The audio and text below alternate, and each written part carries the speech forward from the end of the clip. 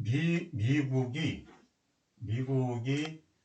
변화, 미국의 변화가 중요한 변화들이 있었는데 그 중에 세 가지만 보자고. 첫째로 이제 연준의 피봇, 연준의 정책 전환이라 그래야지.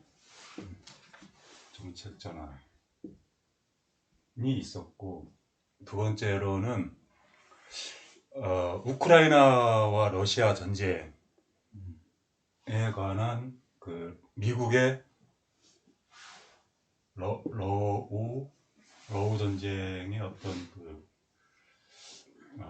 전략의 변화가 있었어. 그 다음에가 이스라엘에 대한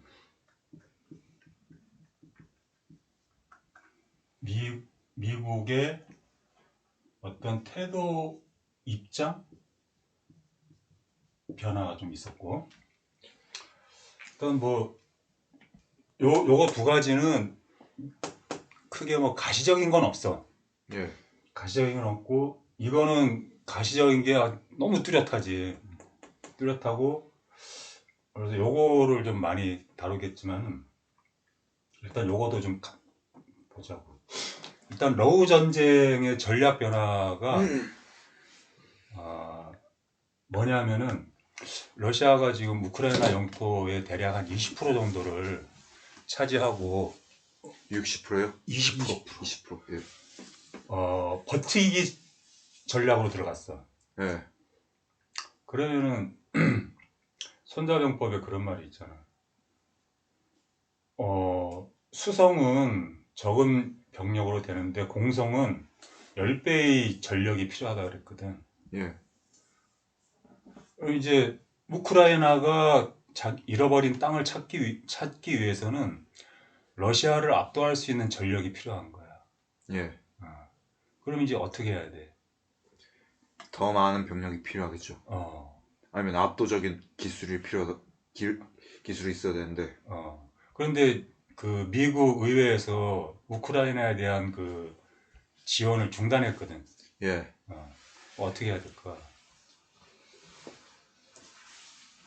그래서 젤렌스키가 미국으로 날아가가지고 바이든 만나가지고 통사정을 했거든. 예. 우리 무기도 없고 돈도 없다고. 우리 어떡하냐고.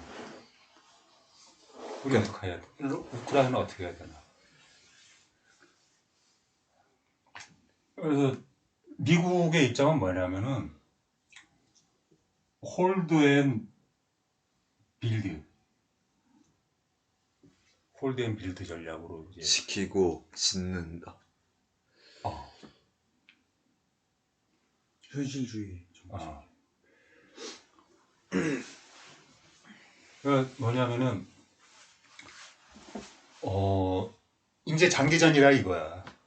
이제는 이미 뺏겼고 이거를 탈환할 수 있는 가능성은 없고, 그렇다면은 이 상태를 보존을 하면서 재건을 들어가야 된다는 거지. 재건해서 군비를 증강하고, 그다음에 군사 훈련을 하고 해서 우크라이나, 그러니까 잃어버린 영토 내에 있는 러시아군의 전력보다 더 강해지는 그런 날이 올 수 있을지는 모르겠지만은 그렇게 전략을 미국에서는 세웠다는 거야. 이건 뭐냐면은 이걸 뭐라 그래야 되나? 대충 지금 당장은 못 도와줄 테니까 일단 버티고 있어. 이런 말이네요. 그렇지. 그러니까 의회에서는 지원을 그 예산을 그 삭감해 버렸는데, 그러니까 아직 그 예산을 동결했는데 승인을 안 했는데 행정부에서는 그 임시로 특별 저기로 해서 승인해서 지원을 해주는 형식으로 지금 가고 있어. 그렇게 가고 있는데, 자, 이거는 이제 그래서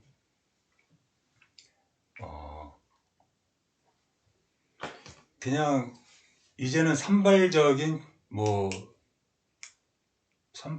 포격이나 총격 뭐 요 정도로 이제 앞으로 소강 상태로 접어들 것 같아. 그리고 결국 젤런스키만 세대게 생겼네요. 그렇지. 그러니까 러시아나 우크라이나나 이스라엘의 어떤 그 지금 현 지도자들, 대통령들이나 뭐 아니면 이스라엘 총리지는 이제 전쟁이 끝나면은 입지가 없어. 그 나라에서. 그래서 러우 전쟁은 이제 이런 식으로 앞으로 우리의 뇌리에서 우리의 이제 어떤 뉴스에서 사라진 지 오래됐지. 뉴스에서 사라진 지 오래됐지. 유럽도 그냥 일부러 무시한 듯한 분위기인데. 돈이 없어. 예. 유럽도. 이 천문학적인 비용이 들어가잖아. 예. 러시아라는 진짜 초강대국하고 싸우는데 그 뭐 소총 가지고 싸울 수 있는 건 아니잖아. 엄청난 비용이 들어가는데 그거를 격추를 한다고 해도 얼마나 할 수 있냐 이거지. 예. 이스라엘도 이제 마찬가지야. 전에 얘기했나? 이스라엘의 그 전쟁 조달 비용이 약 7%대 금리라고. 그래서 이스라엘에 대해서는 이제 뭐냐면은 요거는 이제 민주당과 공화당이 좀 갈려. 여기서도 이제 민주당과 공화당이 갈리지. 여기서는 이제 민주당은 계속 지원을 해주겠다는 거야. 그리고 이스라엘에 대해서는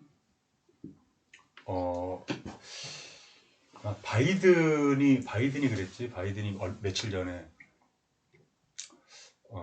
그러니까 뉘앙스로만 얘기할게. 정확한 워딩은 내가 잘 기억은 안 나고 말을 안 들어도 너무 안 듣는다. 그러면은 우방들까지 다 이스라엘이 전쟁을 지속하기 위해서는 많은 우방의 지원이 필요한데 현재 이스라엘이 하는 작태는 우방을 떠나가게 만들고 우방들이 등을 돌리게 만들고 있다. 이런 거야.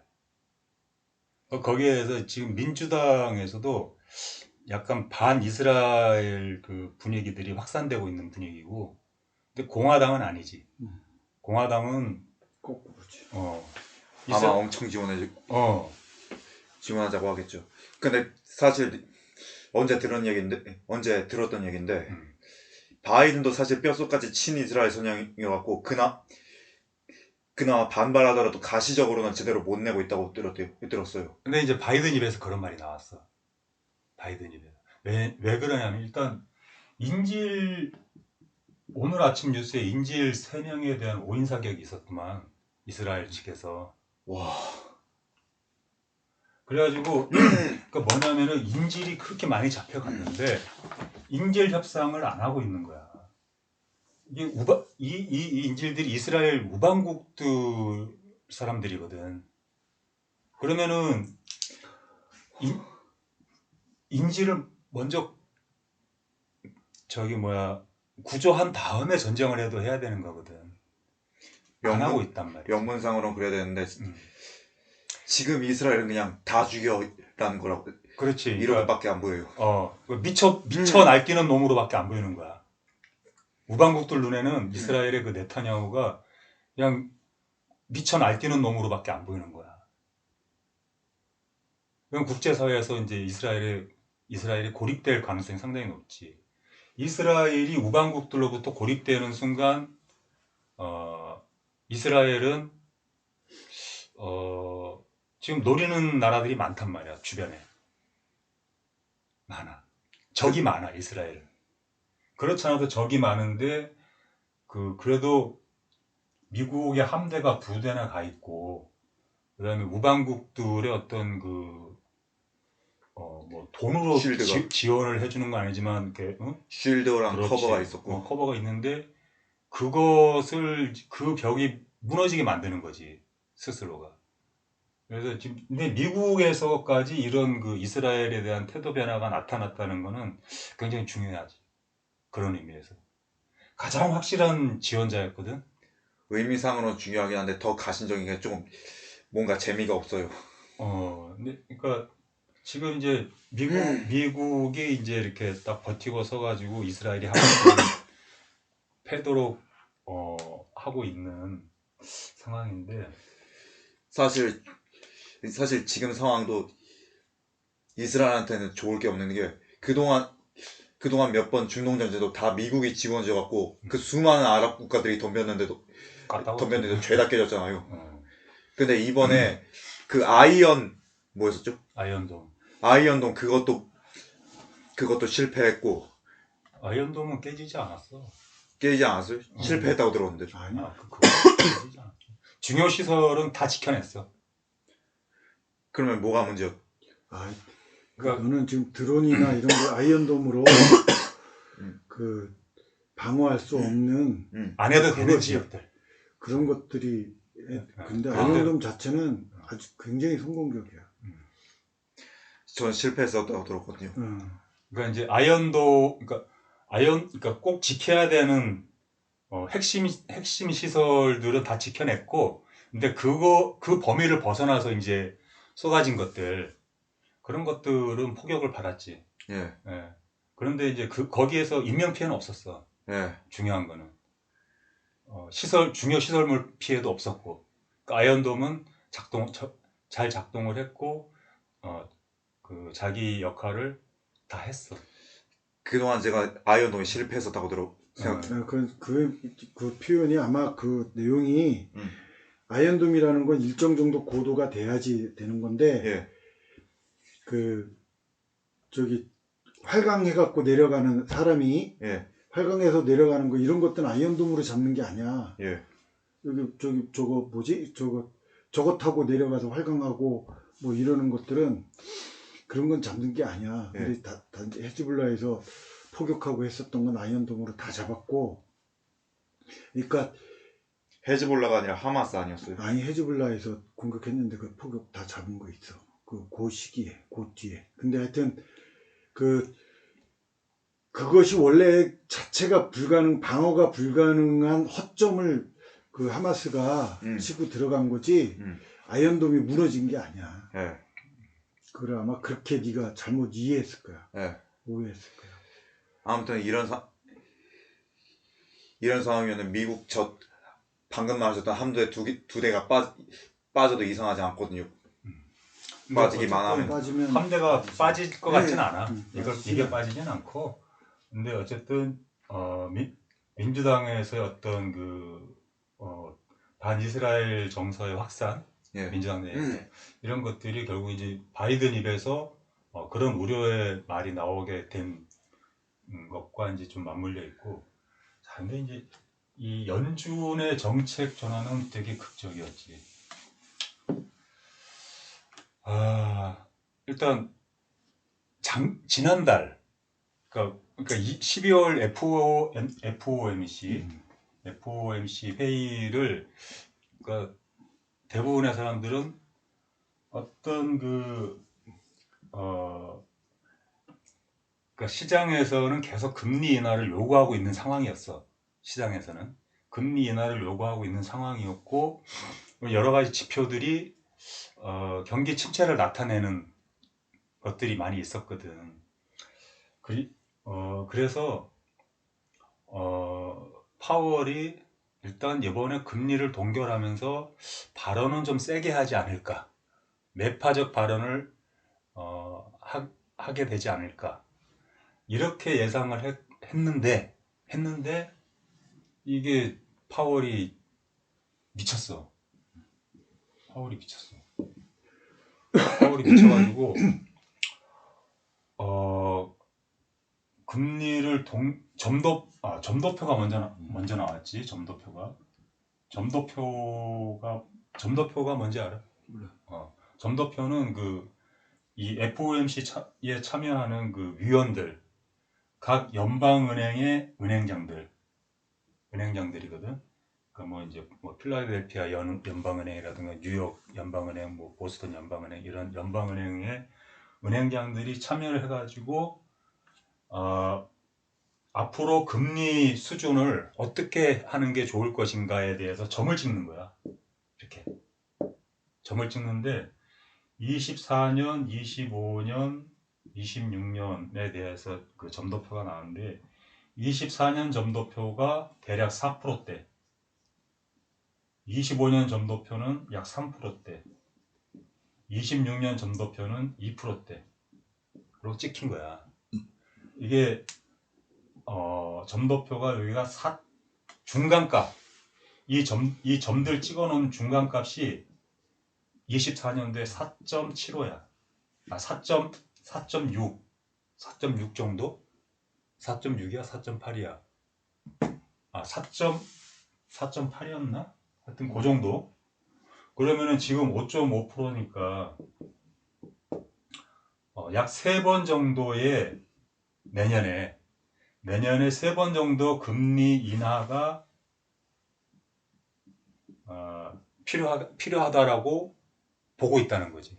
물론 점도표가 만점은 한 번도 없어. 이건 그냥 다 이 사람들의 어떤 그 주관적인 판단인 거고, 이 점도표대로 진행된 적은 없어. 그렇지만 이것이 시사하는 바가 있다는 거지. 이제 금리 인하가 실질적으로 필요하구나 라고 하는 게. 그것도 이 사람들이 그 중간값을 취합해 보면은 약 3번 정도를 인하를 해야 되는 게 나오는 거야. 그러면서 이게 이제 점도표가 공개되고 나서 이제 파월이 연설을 하는데,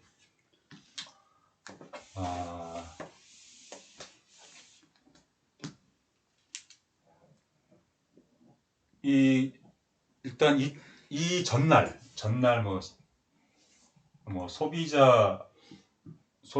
지수라든가 또 이제 고용 동향이라든가 실업률이라든가 이런 것들이 다 나온 거야. 지표들이 다 나와서 그날 보니까 이제 실업률이 뭐 3.7, 여전히 완전 고용 상태인 거지. 그리고 CPI가 3.1, 뭐 이렇게 그다음에 고용은 고용이 실업 청구 건수구나. 실업 청구 건수가 살짝 내려왔어. 실업 청구 건수가, 실업수당 청구 건수가 살짝 내려왔어. 그러니까 고용이 좋은 거야, 여전히. 그래서 그 전까지는 뭐냐면은 이 고용과 소비 동향을 보겠다는 그랬거든. 근데 소비도 좋고,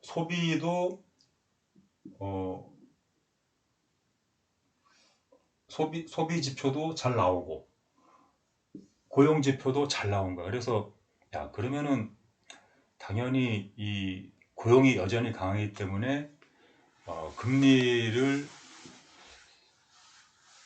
인상은 안 하더라도 인하할 일은 없겠구나 라고 다들 예상을 했던 거야. 직전까지도, 파월이 연설하기 직전까지도. 근데 이제 점도표가 딱 공개됐는데 3번 인하로 이제 파월이 나와가지고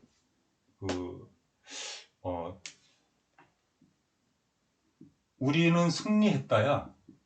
우리가 그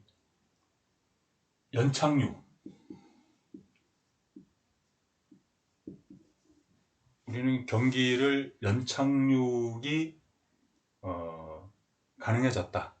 우리는 승리했다. 거의. 그러니까 뭐 그렇게 명시적인 표현은 아니지만은 이런 그 발언을 한 거야.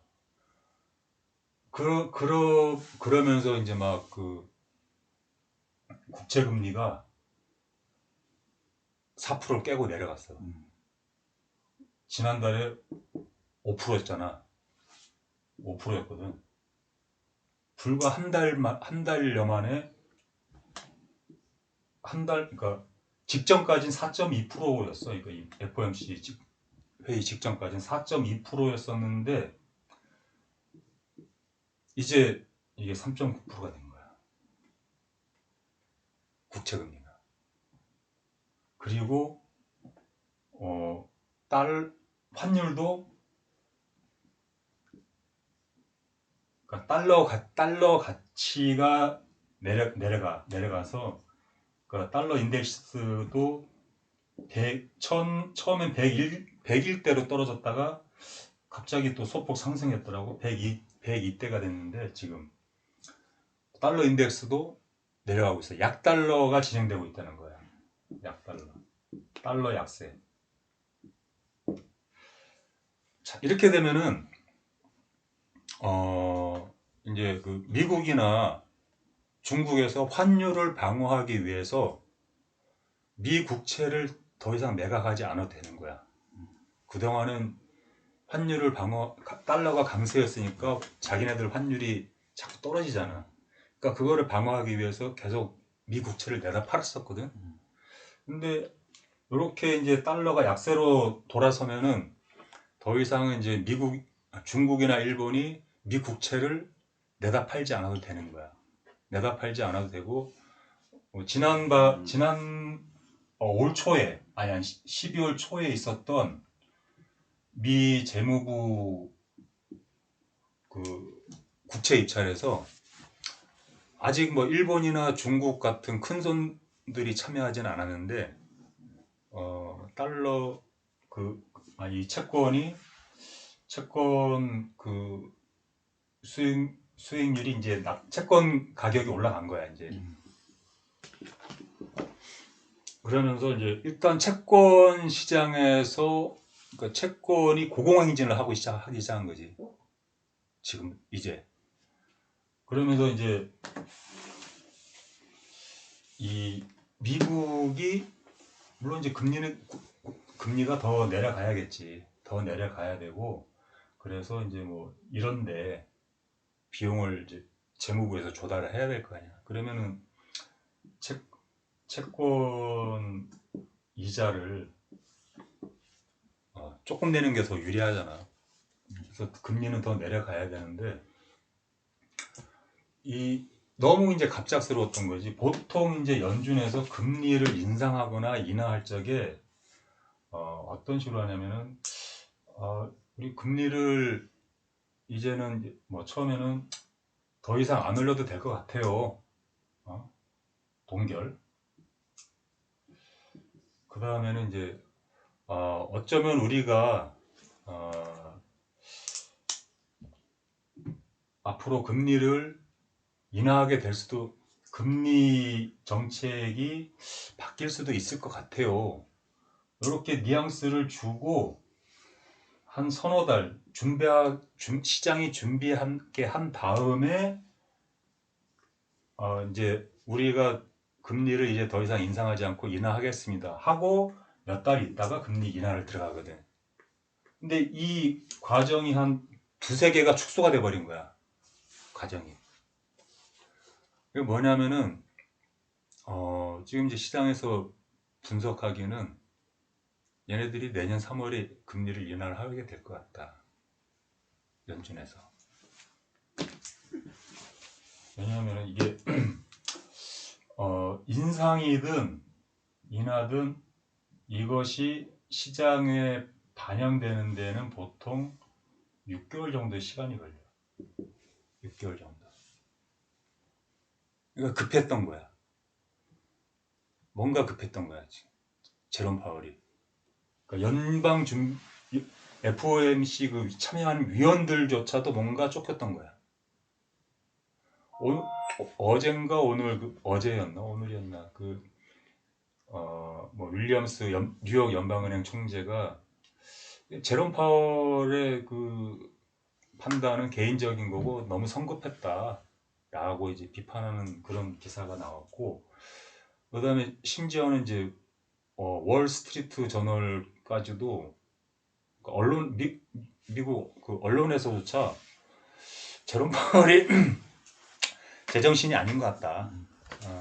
이런 식의 이제 기사가 나온 거거든. 이게 이 세 개가 아무 상관없는 것 같은데 요거를 다 한 번에 이해할 수 있게 해주는 키워드가 있어. 이게 다 연관이 돼 있는 거를 연결시켜주는 키워드가 있는 거야. 이거를. 선거. 그렇지. 미국 대선이야. 미국 대통령 선거가 내년 11월이거든. 그러니까 선거를 앞두고 양당의 입장이 이제 갈라지고 있는 거고, 선거를 앞두고 이게 딜레이 기간이 6개월이기 때문에 내년 3월에 금리를 인하하면은 9월에 효과가 나타나는 거야. 선거 전에 이 정책 전환의 효과가 나타나야만 되는 거야. 그러니까 단계를 한 두어 개를 생략해버리고 바로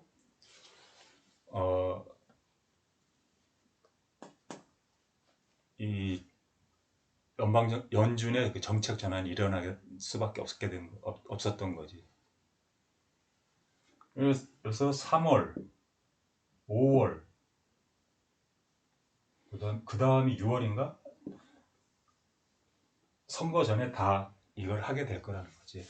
아마 한 상반기에 3번, 하반기에 한 2-3번 이런 식으로 금리 인하가 있을 수 있을 거라는 전망이 있어. 그래서 그러니까 지금 그러니까 이런 것들이 그때 이제 그 빌 에크먼 얘기했었나?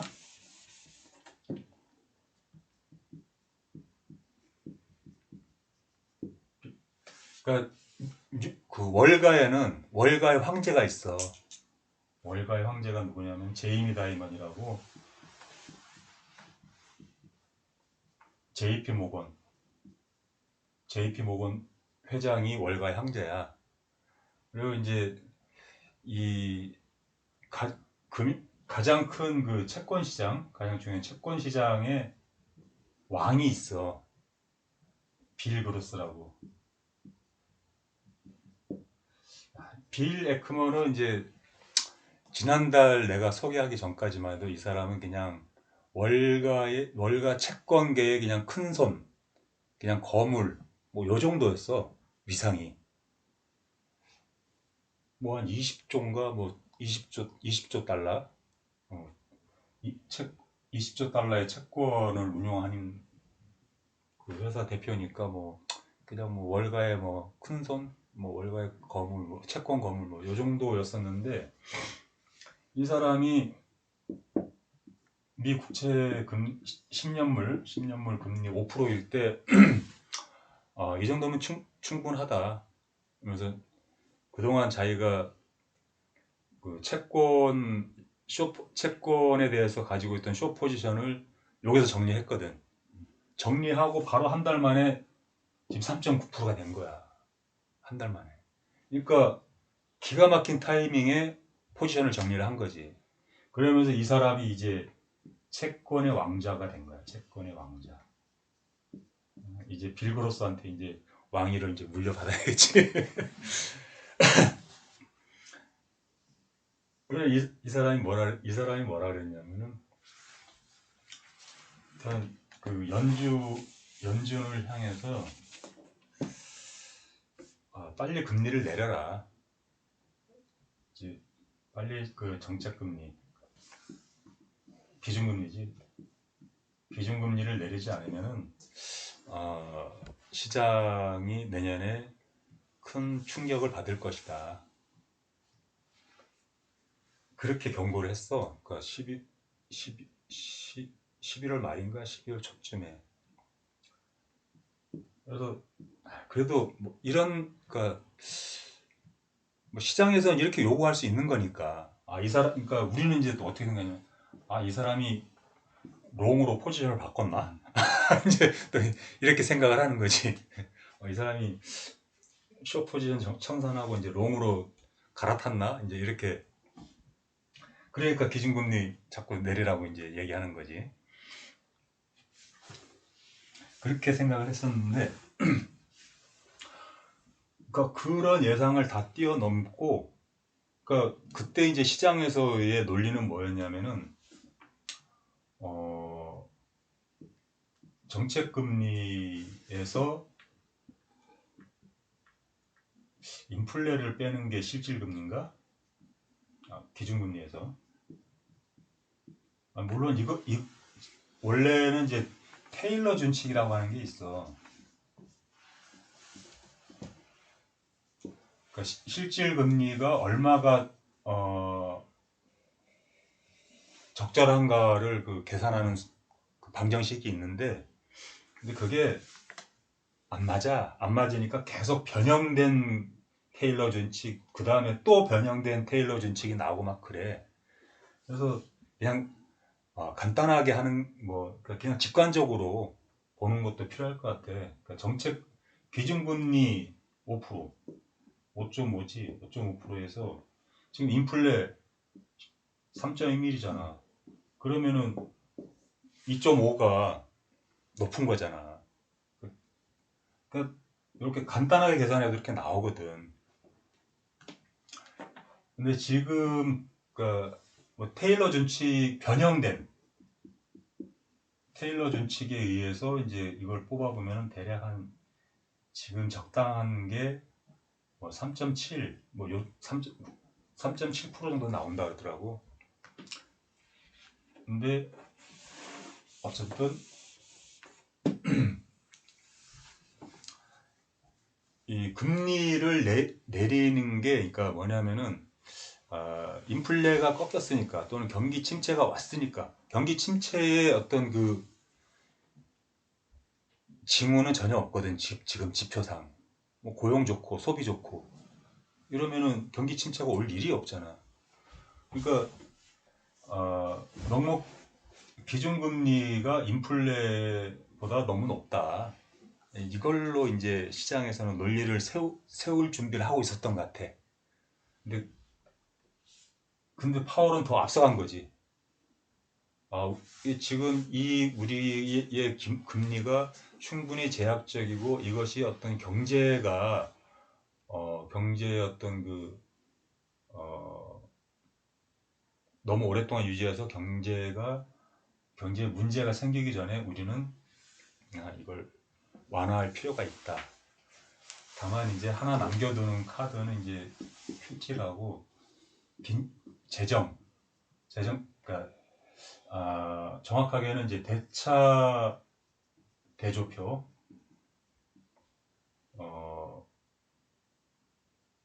대차 대조표 관리라고 해야 되나? 어쨌든 그러니까 자산을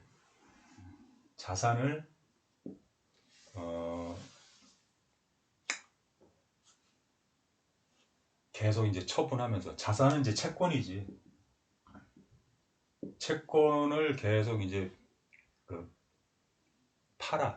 팔면은 시장에 현금이 연방은행으로 들어가거든.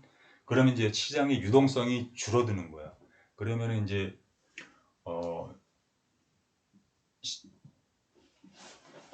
이것을 이제 계속 관리를 하겠다는 거야. 요거는 당분간은.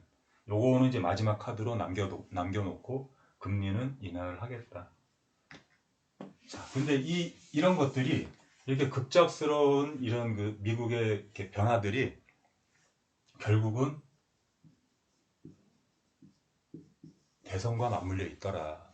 우리가 납득할 수 없었던 것들이 얘네들은 지금부터 벌써 그러니까 이게 이제 뭐냐면은 바이든 지지율이 트럼프 지지율에 비해서 오차범위 바깥에서 밀리고 있어. 그래서 좀 급했던 것 같아. 매우. 그러니까 오차 범위는 그래도 2~3% 정도잖아. 근데 그 격차가 많이 벌어진 거야. 많이 벌어지면서 민주당과 연방은행은 매우 급해졌다. 부작용이 생기거나 하진 않을까요? 부작용이 생기거나 하진 않을까요? 여기서는 좀 가능성이 높아. 네.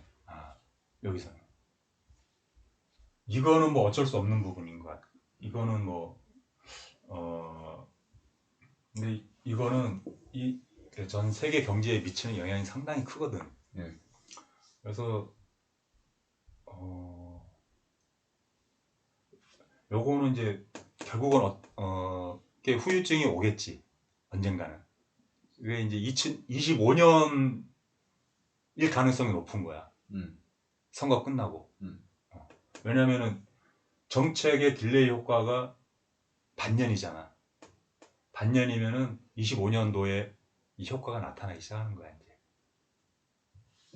그러면 이제 그때 결국은 뭐냐면은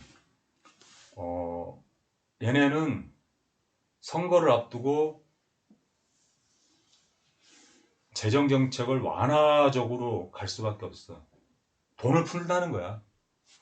돈을 푼다는 건 뭐냐? 그러니까 인플레라는 거는 결국 화폐적 현상이거든. 화폐의 유동성이 증가하면은 인플레가 생겨. 그러면은 그것이 25년도에 나타나는 거라는 거지. 아주 좋은 지적을 해준 거야. 25년도에 인플레는 다시 살아날 가능성이 있는 거지. 그래서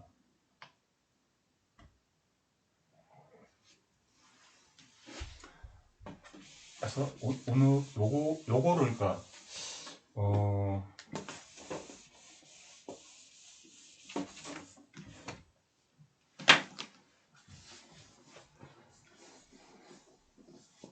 근데 형이 보시기에는 누가 당선되는 게 더 저기 미국 제도 측면이나 뭐 연준에 관련돼서 더 좋다고 생각하세요?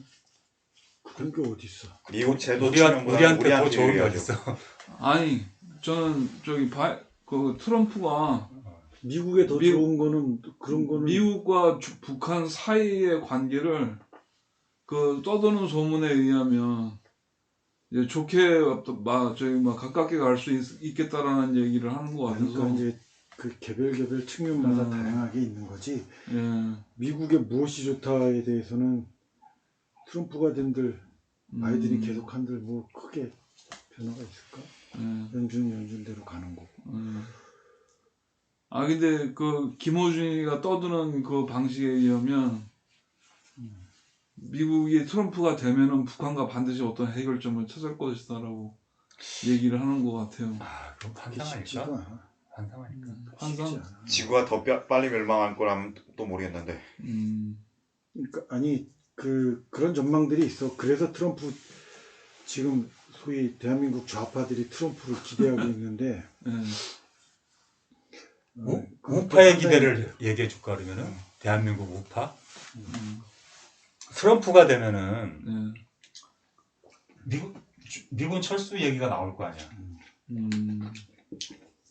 미군이 철수하기 위해서는 그럼 전제 조건이 있을 거 아니야. 뭐가 있어야 돼? 우리나라가 그만큼 강해야 된다. 그렇지. 핵이지 핵. 그러면 자력으로 지킬 수 있어야 되잖아. 그러기 위해서 필요한 게 뭐야? 전략 자산이야. 전략적 무기, 핵. 그러니까 전략 자산은 몇 가지가 있어. 일단 핵 잠수함이 원자력 잠수함이지. 원자력 잠수함. 그다음에 항모. 그다음에 이제 핵미사일도 그 중에 하나일 수 있겠지. 선택지로서. 군사위성까지. 그러니까 이 군사위성. 지금 우리가 쏘아올린 건 그건 아니야. 군사위성은 아니에요. 아니었어. 한참 뭐 경쟁한다고 뉴스에서 난리 피워서. 그러니까 이 전략 자산 중에서 지금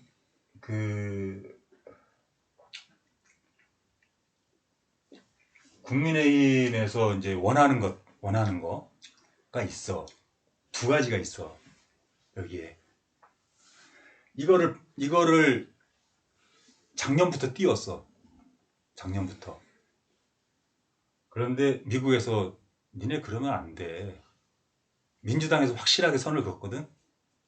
미국 민주당 쪽에서는 확실하게 선을 긋는데 만약에 공화당에서 트럼프가 하게 되면은 딜이 가능해지는 거지. 이 네 개 중에 어떤 거 하나든 딜이 가능해지는 거야. 그러면은 그 보수당에서 원하는 시나리오, 그 국민의힘에서 원하는 시나리오, 이러면 이게 이제 동북아시아는 초긴장 상태로 들어가는 거야. 동북아시아는 초긴장 상태로. 중국하고는 이제 완전히 이제 갈라서게 되는 거야. 이거 하게 되면은. 그러니까 전략자산을 우리가 남한이 보유하게 되는 순간 중국하고는 딱 이제 근데 우리가 이제 중국을 계속 우방은 아니지만은 어떤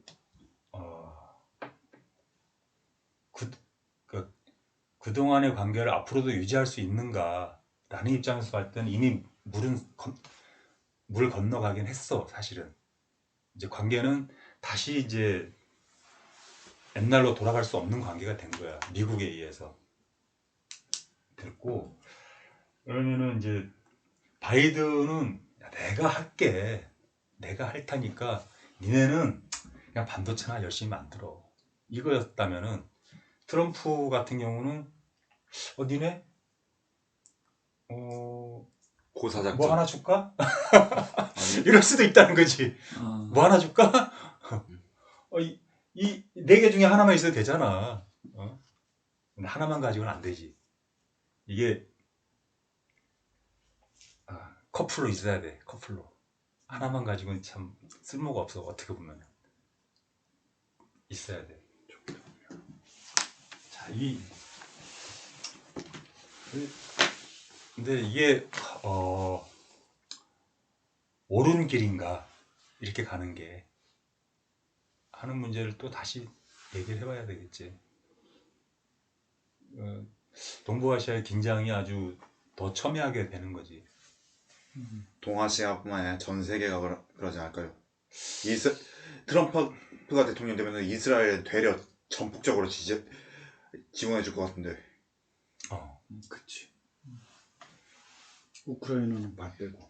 네타냐후의 그 후계자들 장기 집권이 계속될 경우에는 이 가자지구뿐만이 아니라 다른 데하고도 전쟁 벌일 것 같고.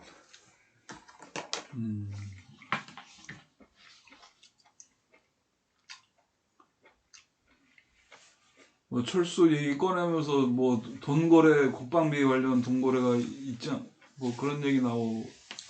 그러니까 뭐 그냥 국방비를 더 내는 차원에서 끝낼 수도 있고. 네. 트럼프라면은 거의 월정액 수준으로 계속 요구할 것 같은데요. 아니면 이런 식으로 미군이 그럼 물러가는 대신에 우리한테 뭐 전략자산 하나는 줘야 되지 않냐, 이런 식으로 딜을 할 수도 있을 것 같고.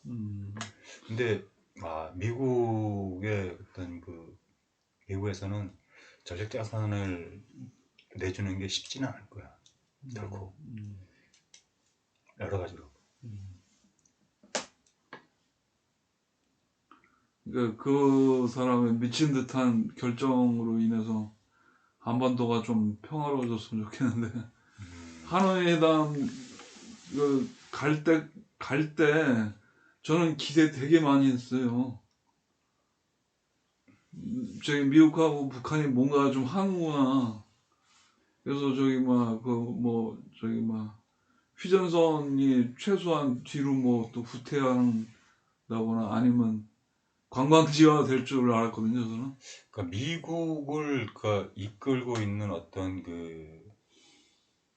이너 서클이 네. 트럼프한테 작용을 했다라고 보는 시각도 있어.